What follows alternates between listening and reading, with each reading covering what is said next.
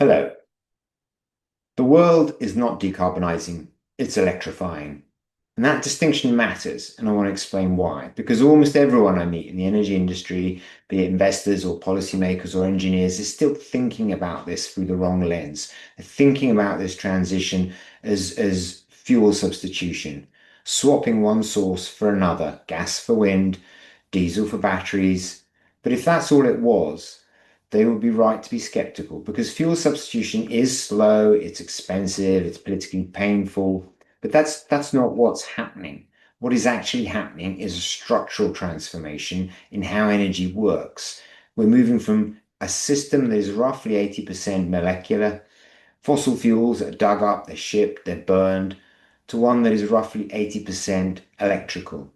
I call this the E-flip. And the E-flip is not just an energy transition, it's the defining infrastructure project of the 21st century. Let me put some numbers to it so you can see the scale of what's happening.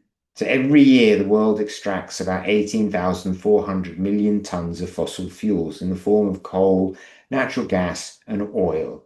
And roughly 40% of all maritime shipping is moving those fuels around the planet. We then burn those fuels to get useful work, and about 30 to 60% is converted, and the rest is waste, wasted heat, wasted. It's when you think about this extraordinary inefficient system that you begin to think about what are the opportunities for a much more smarter, more efficient system, a much more digital system, because this system up until now is just analog.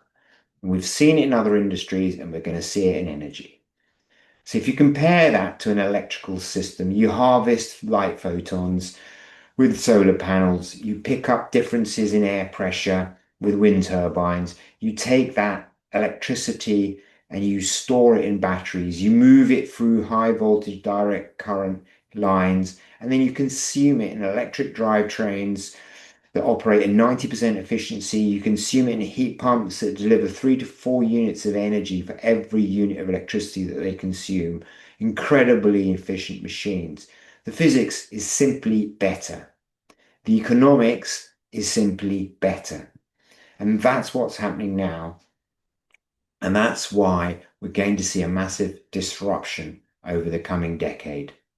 So solar panels, wind turbines, batteries, these are all factory products. They're not extractive commodities, and their costs follow experience curves. As cumulative production doubles, their costs fall by a predictable percentage. Solar has now fallen 99% since 1976. Lithium-ion batteries have fallen around 98%, and these curves have not flattened, and they are still descending. Most people do not understand curves and they like to project the future in straight lines because that's how human intuition works. We steady, incremental, predictable. But cost curves in electrification are not linear, they're exponential. And by the time the acceleration becomes visible, the early movers are already several doublings ahead. This is exactly what happened with digital photography, with streaming and music, with mobile telephony. The new system looks like a toy until suddenly it's not. The old system looks permanent until suddenly it's not. But here is the part that most energy commentators miss entirely. And this is not just a technology story. This is a geopolitics story. The 20th century was shaped by oil.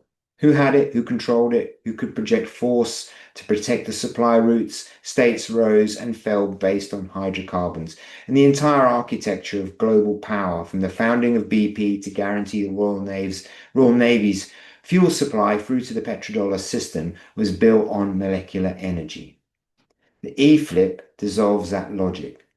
In an electrical system, power does not rest on who owns the resource. It rests on who can build, integrate, and operate the system, who can manufacture the components, who can coordinate the grid, who can finance the infrastructure at scale and repeat the process. The resource, the sunlight, wind, is effectively unlimited, abundant. The constraint is around execution capability.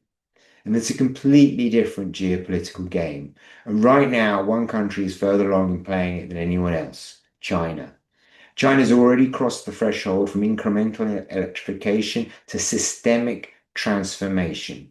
It has flipped from a 90 to 10 molecular to electron balance in 2005 to a 66-34. So 1/3 of China is now electrified.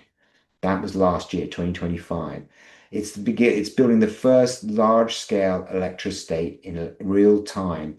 Whether you're building, whether you want to agree with their methods or not, the results are really difficult to ignore. Now, I know that some of you are thinking, what about variability? What about intermittency? What about when the wind doesn't blow, doesn't shine at night? What about critical minerals? These are all reasonable questions. They're all constraints. They're all factors that are going to alter the pace of change. And I'll look to address some of these questions both now, but also I address them in my book.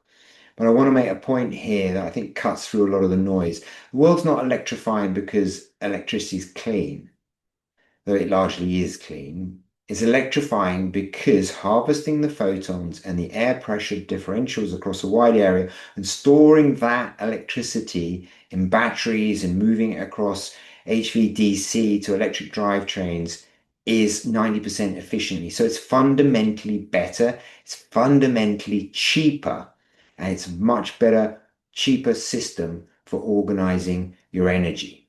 It's much, much better than extracting 18 million tons of fossil fuels per annum and burning them 30 to 60% efficiently. The climate benefit is real, but the climate benefit is just a consequence. It's not the cause of electrification. Get this right. It's not the cause. We're electrifying because of economics, because of efficiency. And over the next few videos, I'm going to take you through the key arguments in my book, Electrostate, and we're going to look at why fossil fuels assets have a risk of stranding and stranding faster than anyone expected. We'll look at why this transition is actually deflationary and not inflationary, and we will look at the military implications, which almost nobody is discussing properly, and we will look at what China's already built, because understanding that is essential to understanding where the rest of the world stands. The E-flip is coming. It's started. The question is not whether it happens, but who executes it well and who gets left behind. I'm Nadeem Chaudhry. This is Electrostate. I look forward to speaking to you in my next video. Many thanks. Bye-bye.